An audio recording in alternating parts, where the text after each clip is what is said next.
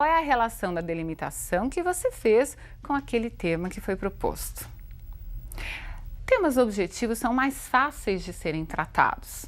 Num primeiro momento, se aparece como tema violência, eu sei que eu só posso falar sobre violência. Isso facilita para mim no vestibular? Pode parecer que sim, mas pense que você estará concorrendo com várias pessoas e todas entenderam exatamente o mesmo que você. Ninguém vai deixar de falar de violência. Então, é verdade, você não vai ter dificuldade para interpretar. Não é necessário interpretar, você vai ter só de delimitar o assunto, mas a sua originalidade será muito importante. Buscar pontos de vista que talvez não sejam tão comuns, não sejam chamados lugar comum, aquilo que todo mundo diz acerca daquele tema objetivo. Vamos ler um tema objetivo, as delimitações de assunto que eu proponho a este tema e uma possibilidade de tese. Veja, o tema é claro, desenvolvimento e meio ambiente. Eu só posso falar sobre desenvolvimento e meio ambiente, não tenho outra opção. Vejamos então as possibilidades de delimitar esse tema, as delimitações desse assunto tratado no tema. Como conciliar desenvolvimento econômico e preservação do meio ambiente? Estar o meio ambiente em estado de degradação é sinal de evolução da sociedade capitalista ou involução? Vejam, colocamos aí duas possibilidades de se delimitar o assunto proposto no tema. O que nós vamos fazer agora é a leitura de uma tese. Observe que essa tese partiu de uma das delimitações. Você delimita, escolhe a sua delimitação e redige a tese. Vejamos a que eu fiz para você como exemplo. Depois de as grandes potências econômicas passarem pelo período de exploração da maior parte dos recursos naturais existentes e pelo completo descaso com o meio ambiente, surge a preocupação em se controlar esse processo, antes desordenado, para que se possa falar em gerações futuras. Muito bem, essa foi a tese. Então, falamos de desenvolvimento e meio ambiente. Se antes as sociedades, as grandes detentoras aí do capitalismo, do poder econômico, não se preocupavam com a questão do meio ambiente, hoje são obrigadas a se preocupar, porque senão não se falará em gerações futuras. Tudo bem? Entendido isso?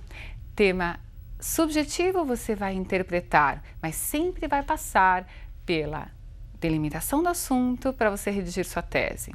O tema objetivo, ele é apresentado de forma direta, clara. Você vai, mesmo assim, fechar o leque de possibilidades, delimitar o assunto e construir a sua tese. Outro aspecto interessante que vale a pena nós falarmos nessa aula é acerca da diferença entre tema e título. Você não deve confundir a proposta com o nome que o seu texto vai ganhar. O título é o nome que você vai escolher para o seu texto. Muitos dizem que o título é obrigatório. Não é verdade. Tudo depende de como é feita a proposta naquele vestibular que você estiver prestando. Se for expressa, se for expresso o pedido para que você coloque título, se você não colocar, é claro que será descontado da sua nota a ausência desse título. Agora, se não houver de forma expressa esse pedido para que você coloque o título, não se poderá dizer que é obrigatória a colocação. Em todo caso, nomear o seu texto é muito interessante. Você fez o seu texto, é seu, dê um nome a ele. Esse nome pode ser retirado de o próprio título de um livro, desde que você coloque entre aspas. Pode ser o verso de uma música, pode ser o verso de um poema, ou pode ser um título criado por você que signifique que seja a síntese do que você expôs no desenvolvimento. Vejamos aí um exemplo de um tema e títulos possíveis. Claro que são títulos que não estão relacionados a um texto já produzido, são só possibilidades. Uma que aparece entre aspas, para que você veja que é uma apropriação de um título já usado, e outra que foi criada, portanto, não traz aspas. Veja lá, o tema Desenvolvimento e Meio Ambiente. Quais são os títulos possíveis? Bom, nós poderíamos colocar Não Verás País Nenhum. Esse é o nome de um livro do Inácio de Loyola Brandão, deixando claro aí o nome do autor. Então, como eu usei o título do livro dele, eu coloco as aspas nesse título. As aspas sempre devem ter uma justificativa. Ela não é para marcar o meu título original, como o que acontece no segundo exemplo. Quais as necessidades do homem moderno? Neste caso, as aspas não foram usadas, porque o título é original. Fui eu que criei. Entenderam isso? Nada de colocar, então, aspas, de grifar o título, a não ser, no caso das aspas, que haja uma justificativa para tal colocação. Não grife seu título. Centralize o título na primeira linha da folha de sua redação. Procure não escrever com cores diferentes título e texto. Use sempre a tinta azul ou preta para o título e para o seu texto. Procure também se preocupar com a questão da letra. Não é preciso mudar a letra do seu título. Use a mesma letra que você vai usar no seu texto. Não é necessário fazer o título com todas as letras maiúsculas, por exemplo. Valeram as dicas? Nós vamos continuar a falar sobre redação e outras dicas serão dadas. Eu aguardo você na próxima aula e um grande abraço.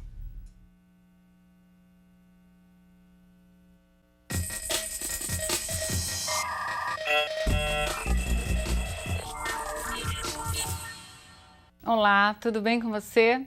Vamos continuar hoje a falar sobre redação, especificamente sobre dissertação, que é o texto que você irá produzir no seu vestibular. Lembre-se de que a dissertação possui 3 partes.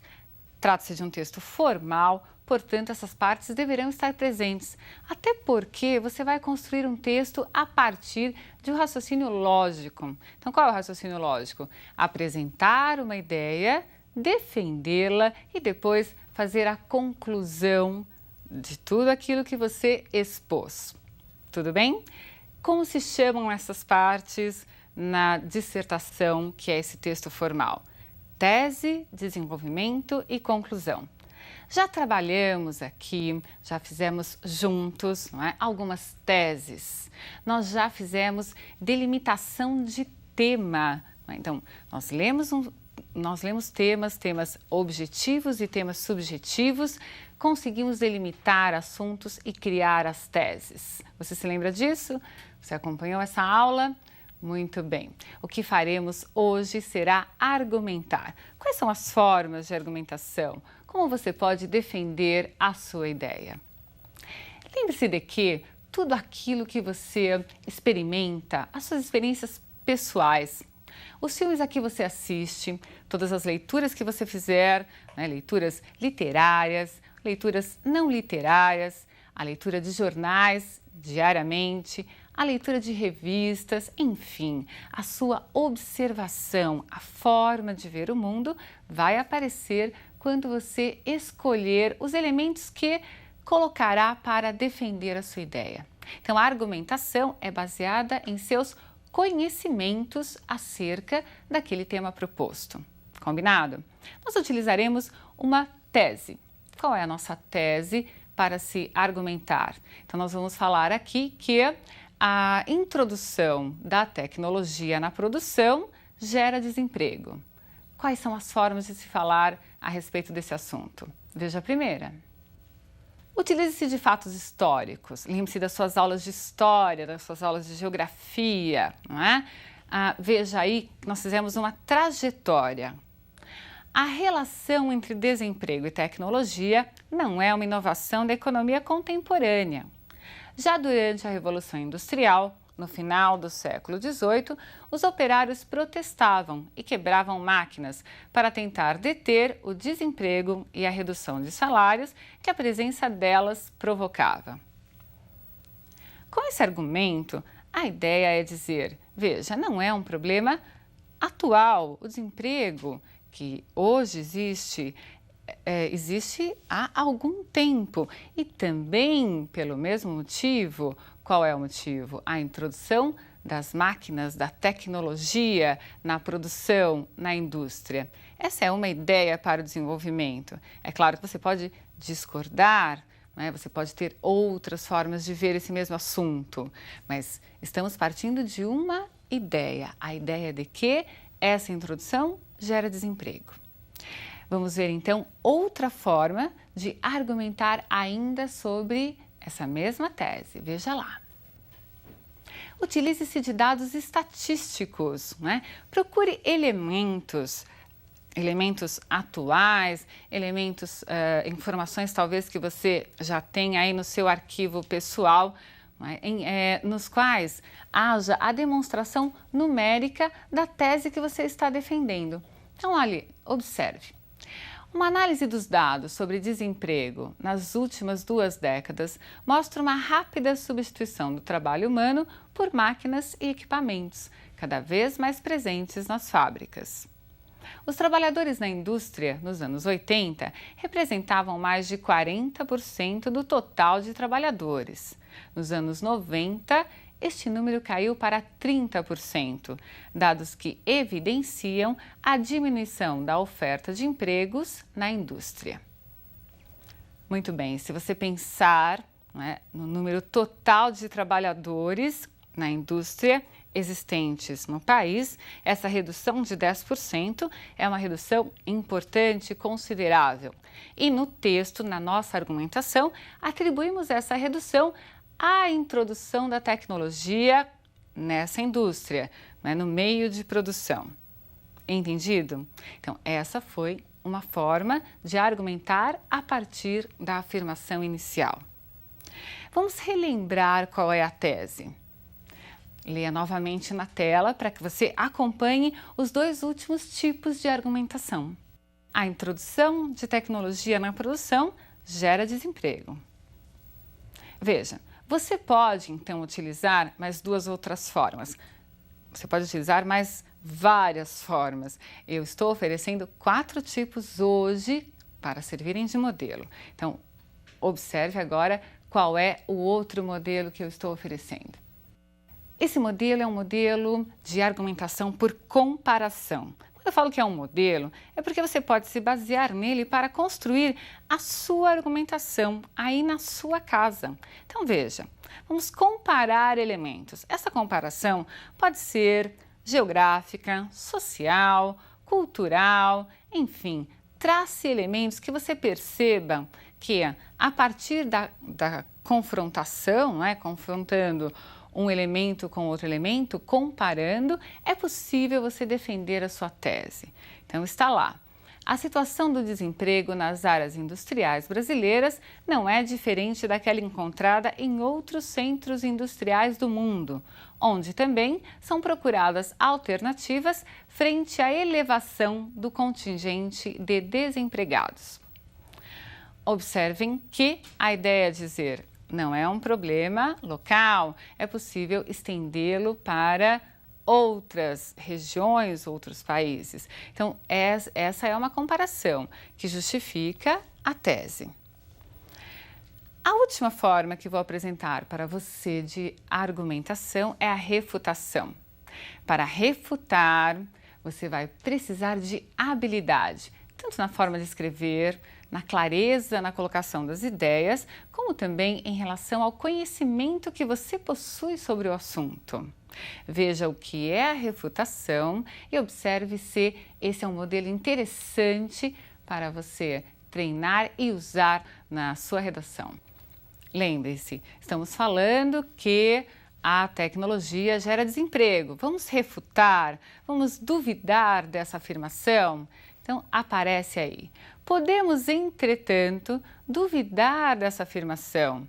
A economia norte-americana, centro da revolução tecnológica dos anos 90, registrou nesse período índices historicamente baixos de desemprego, o que contradiz o binômio tecnologia e desemprego.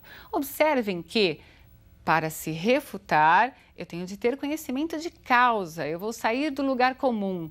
Lugar comum quer dizer, todos afirmam que o desemprego está ligado à questão da introdução da tecnologia na indústria. E aí eu estou dizendo, peraí, não é bem assim, porque há pelo menos um país em que eu posso dizer o contrário dessa afirmação. Ficou claro para você o que é refutar? Então eu preciso ter habilidade, porque eu vou refutar e é claro que a visão no texto ela não pode ser unilateral, eu preciso olhar vários lados para que eu saiba fazer uma análise ampla do assunto. Aí sim o examinador vai ver que eu não só domino o assunto, como eu sei passear, digamos assim, por vários campos, formar a minha opinião e expressá-la por escrito. Entendido isso? Muito bem. Agora que você tem aí os seus modelos de argumentação, você vai tentar fazer a sua dissertação na sua casa. Vamos usar um tema que é um tema amplo, então você vai precisar delimitar o assunto para escolher as suas formas de argumentação. Primeiro, faça a delimitação do assunto, redija a sua tese, apresente a ideia central e depois passe a argumentação. Tudo bem? Veja o tema. A religião e as guerras. O que você pode falar sobre esse assunto? Não é? A relação entre religião e guerra, quais são as possibilidades de tratamento desse tema?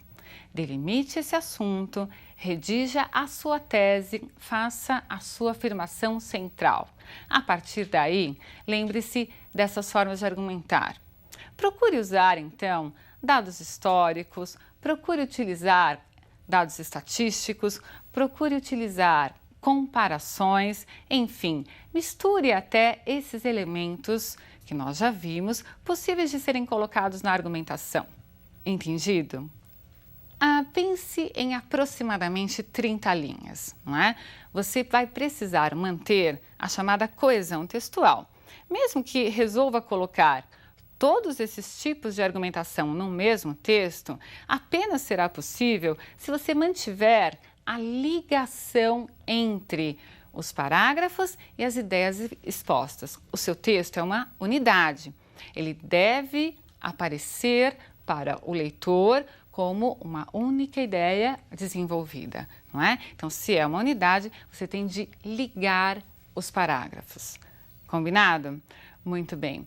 Veja que o seu texto também deve ser impessoal. O tratamento ao tema é impessoal. Não faça do seu texto nunca uma bandeira doutrinária, ideológica, porque não é essa a questão, não é isso que se quer de você no vestibular. O que se quer é ver qual é a sua habilidade para tratar dos temas e qual é a linguagem que você utiliza. Você conhece bem a língua portuguesa?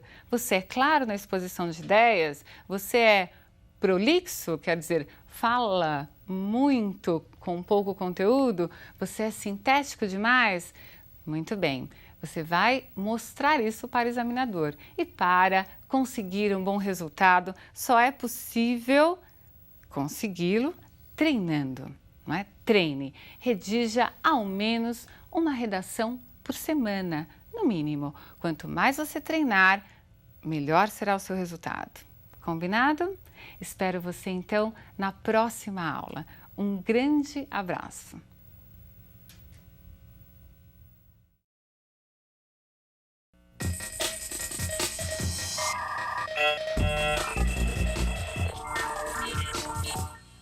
Olá, tudo bem com você? Vamos continuar a falar de redação. Hoje veremos dois elementos muito importantes na sua redação, aquela que você irá fazer no vestibular, mas elementos que também podem ser avaliados teoricamente. Avaliados como? Nas questões de interpretação de texto ou mesmo nas questões que envolvem gramática. Muito bem. Quais são esses elementos? Nós vamos ver a questão da coesão textual e da coerência textual. O que é coesão? O o que é coerência. Vamos dividir esses elementos e buscar, através da análise de textos, chegar a algumas conclusões. Veja comigo a definição de coesão. União íntima das partes de um todo. Então veja, a coesão é a forma como você une partes de um elemento inteiro, que é um texto. E há dois mecanismos para que se proceda à coesão. Então, veja quais são esses dois mecanismos. Nós temos lá a retomada de elementos e o encadeamento de segmentos do texto. Essa retomada de elementos, você verá que é possível fazer com pronomes relativos, por exemplo, ou pronomes demonstrativos, não é? Então, acabou-se de falar algo e se retoma um elemento que já foi referido no texto. E vamos ver também que é possível analisar a coesão a partir do encadeamento de segmentos, quer dizer, das ideias que irão aparecendo no texto. Muito bem, você viu a definição de coesão textual e quais são os mecanismos utilizados para promovê-la em seu texto e no texto de outras pessoas. O que nós vamos fazer agora é reconhecer esses elementos, entender qual é o significado que eles vão apresentar dentro do texto a partir da leitura de um fragmento do editorial da Folha de São Paulo, de 14 de março de 2002, que fala sobre a resolução, uma resolução do Conselho de Segurança da ONU, acerca da criação de um Estado palestino. Leia comigo o texto, observe os elementos e veja o significado. Pode-se argumentar ainda que o interesse dos Estados Unidos é circunstancial. O governo norte-americano teria dois objetivos: criar condições favoráveis à missão de paz de seu enviado à região do conflito e obter apoio árabe para um eventual ataque ao Iraque. Nada disso, porém, deveria minimizar a importância da resolução. Afinal, ela foi bem recebida por ambos os lados. Não é o caso, por outro lado, de alimentar expectativas de que a resolução da ONU, por si, contenha a onda de violência que já dura 17 meses. Muito bem, trabalhamos com o fragmento de um editorial. Claro que há ideias que foram expostas antes, ideias que foram expostas depois. O que eu vou fazer agora junto com você é analisar os elementos que apareceram no texto de coesão e o efeito que esses elementos provocaram. Voltando para o texto. Veja, aparece destacado. Pode-se argumentar ainda que o interesse dos Estados Unidos é circunstancial. Você pode observar que esse ainda que traz uma ideia de adição. Algo já foi falado no parágrafo anterior, que eu não mostrei para vocês, não é? Porque nesse momento não era o nosso interesse, mas é para que você perceba que já foi feita uma observação e está se acrescentando outra. Então pode-se argumentar ainda que o interesse dos Estados Unidos é circunstancial. Estamos acrescentando uma informação a algo que já foi dito num parágrafo anterior. Nada disso, porém, observem aí. Esse nada disso, o pronome isso, está retomando o que já foi expresso também. Então, poderíamos falar várias coisas sobre a proposta dos Estados Unidos, que foi aprovada pelo Conselho de Segurança da ONU, mas aí vem um nada disso, ou seja, todos os elementos anteriormente citados, levantados aí como objeções ou análises sobre essa proposta, não é? Deveria minimizar a importância da resolução. Então, fica claro para nós que vários elementos foram antes citados e o isso está retomando esses elementos. E o porém traz uma circunstância de adversidade. Espera aí, nada disso que foi dito antes, porém, todavia, conclua em deve minimizar a importância da resolução. Depois há outro elemento, afinal, ela foi bem recebida por ambos os lados. Esse afinal também surge como uma conclusão. Esperem, não vamos diminuir a importância da resolução. Por quê? Afinal, ela foi recebida por ambos os lados. É uma forma de dizer valorizemos a resolução porque ela foi recebida por ambos os lados. E logo depois há outro elemento destacado para nós analisarmos. Não é o caso, por outro lado, então veja, está se dizendo a resolução é importante, mas por outro lado, veja outro aspecto, então quem escreveu o texto está preocupado em fazer uma análise ampla e dizer, observe isso e veja também este outro lado da questão. Então, não é o caso, por outro lado, de alimentar expectativas de que a resolução da ONU por si contenha a onda de violência que já dura 17 meses. Se esse, por outro lado, apresenta uma outra expectativa, veja, vimos um lado, vamos ver o outro, a palavra aqui que vem destacada retoma onda de violência que acabou de ser citado. Um termo que acabou de ser usado, onda de violência, a qual já dura 17 meses. Perceberam? Esses são alguns dos elementos de coesão que você vai usar no seu texto. Então, você pode utilizar elementos que são para adição de ideias, elementos que são para resumir ideias, elementos que são para explicar, para concluir, para mostrar lados opostos daquilo que você está redigindo, argumentando em seu texto. Então, é necessário conhecer como se procede a coesão. Quais os elementos que você pode utilizar? Nós vimos ali algumas conjunções, locuções conjuntivas, mas o pronome relativo, um advérbio, às vezes um substantivo, uma preposição, todas essas classes gramaticais fazem muito bem esse papel de unir as partes do texto. E veja, não é só unir, mas dar um sentido a essa união. Entendido isso? Ótimo, então você entendeu o que é coesão, percebeu que é necessário unir as partes, porque o seu texto, eu já disse isso em alguma aula, é uma unidade. Você deve ter o texto como um todo e ligar esse texto de alguma forma. Combinado? Bem, veja agora comigo um exemplo de um texto que, a princípio, quem redigiu não soube muito bem utilizar os elementos de coesão, ou deu uma escorregadinha, porque na verdade trata-se de um texto, um fragmento de um texto do Gilberto de Menstein, né? Então, é claro que ele conhece muito bem a linguagem, mas por vezes nós escorregamos no uso de elementos e criamos um efeito não desejado. Eu quero que você observe esse elemento não desejado que apareceu nesse texto. Gera-se assim o círculo vicioso do pessimismo. As coisas não andam porque ninguém confia no governo. E porque ninguém confia no governo, as coisas não andam. Espere, na verdade, observamos que o mesmo foi dito nos dois últimos períodos. As coisas não andam por quê? Porque ninguém confia no governo. Ninguém confia no governo e as coisas não andam. Dissemos a mesma coisa. E cadê o círculo vicioso do pessimismo que o autor anuncia no primeiro momento? Para eu criar esse círculo vicioso desejado, eu preciso mudar os elementos, colocar o conectivo adequado no lugar adequado.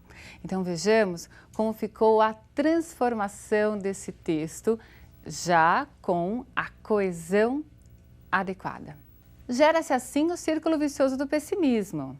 As coisas não andam porque ninguém confia no governo. Tudo bem? Isso já estava lá na primeira leitura que fizemos. Agora, ninguém confia no governo porque as coisas não andam. Então, deslocado o porquê para a posição correta, nós criamos esse círculo vicioso. Então, as coisas não andam porque ninguém confia. E ninguém confia porque as coisas não andam. Agora sim criamos o círculo vicioso e você aprendeu como um elemento de coesão pode trazer um efeito não desejado se não for devidamente aplicado no seu texto. Entendido? Muito bem. O que nós vamos fazer agora é trabalhar um pouquinho com a questão da coerência. Nós vamos ler um texto. Eu quero que você observe que houve uma troca nesse texto que tornou o conteúdo incoerente. Você é capaz de perceber, claro, quando há uma incoerência? Eu quero que você veja no texto de alguém agora. Eu modifiquei propositadamente. E depois eu quero que você seja crítico, leia os seus textos e observe também se está sendo coerente. Apesar dos benefícios, nem sempre os derivados de soja são a opção mais saudável. Na hora de fazer frituras, vale a pena trocar o óleo de soja pelo azeite de oliva. A manteiga leva vantagem sobre o azeite de oliva. Esse derivado do leite é rico em gordura saturada, que tem um efeito perverso no sistema circulatório. Ela aumenta a taxa do colesterol ruim e reduz o nível do bom, HDL. Assim, facilita a agregação de placas nos vasos sanguíneos, contribuindo para problemas como o infarto. Muito bem, existe uma incoerência aí, há um problema de ligação das ideias. Nós estamos afirmando algo e de repente uma informação é colocada que contradiz a anterior. Eu quero ver se você conseguiu perceber o elemento. Vou mostrar agora o que foi trocado e vou dizer para vocês também o que deveria estar no lugar. Veja, o que eu modifiquei foi essa parte que está grifada. A manteiga leva vantagem sobre azeite de oliva. Bom, se ela leva vantagem, não é coerente. Depois disso, dizer que esse derivado do leite, qual? A manteiga, é rico em gordura saturada que tem um efeito perverso no sistema circulatório. Se ela leva vantagem, ela não deveria ter um efeito perverso. Eu modifiquei essa parte propositadamente. O correto seria seria ver lá no texto outra frase, tal qual estava mesmo quando eu fiz essa troca. O azeite de oliva leva vantagem sobre a manteiga.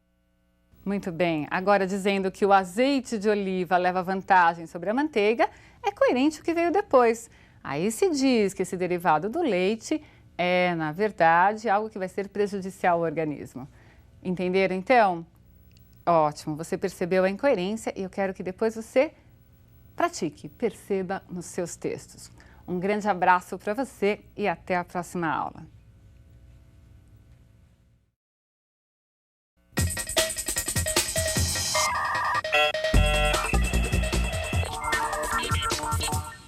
Olá, tudo bem com você? Vamos continuar a estudar redação? Você tem treinado na sua casa? Não se esqueça de que o treino é essencial para que você faça uma boa redação no seu vestibular. Combinado? Mas além disso, você deve também saber resolver questões teóricas, perceber problemas que possam aparecer em textos de outras pessoas. E eu espero que não apareçam no texto que você vai fazer. Muito bem. Um desses problemas que compromete o entendimento é a ambiguidade. Ambiguidade significa o duplo sentido. Às vezes, ambi significa duplo, mas às vezes é possível até, dentro de um contexto, ler de 2, 3, se eu exagerar, em 4 formas diferentes. Então, vamos ver uma definição de ambiguidade, tentando aí, fazer com que você possa se direcionar para os casos ambíguos que encontrar à sua frente. Esses casos de ambiguidade vão aparecer em questões teóricas, Às vezes para que você reescreva textos, outras vezes para que você só identifique onde ela está presente. Leamos a definição.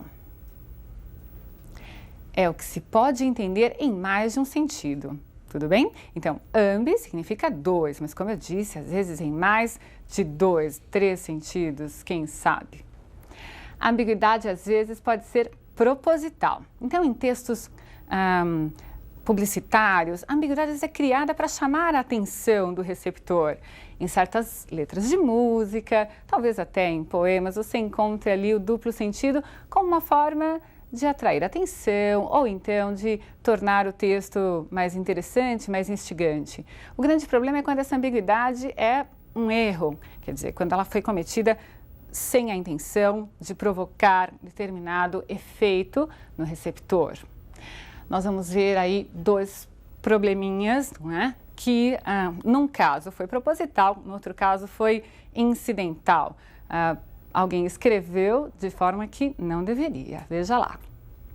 Ele viu o acidente do carro. Bom, peraí, ocorreu um acidente, a pessoa estava no carro, não é? Então ele estava dentro do carro e viu um acidente fora, passando na estrada, ele viu um acidente que aconteceu com outras pessoas, ou ele viu um acidente, sei lá, onde ele estava, não é? Ele viu um acidente entre carros.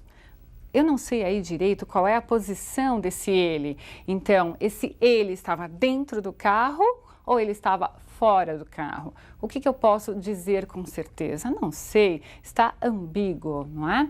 Agora, abaixo há uma ambiguidade que é intencional. Veja, capacete, quem tem cabeça usa. A palavra cabeça é que torna a expressão ambígua, não é? É claro que capacete é para ser colocado na cabeça, mas aí a ideia é dizer, veja, quem tem cabeça, quem tem consciência, essa é a ideia subliminar, vai colocar o capacete quando andar de moto. Tudo bem? Percebeu, então, um caso que não é intencional e um caso que é intencional a ambiguidade. Por exemplo, há uma ambiguidade muito comum que ocorre com o pronome possessivo, com sua ou seu.